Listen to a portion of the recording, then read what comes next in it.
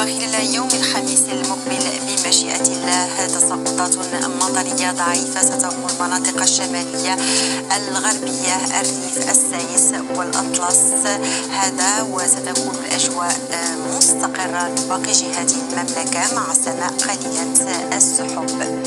خلال يوم الجمعة أمطار أو زخات ستغمر المناطق الشمالية الغربية، السهول الأطلسية الشمالية، الريف وأيضا الواجهة المتوسطية هذا، وستهب رياح قوية بطنجة الريف والأطلس المتوسط.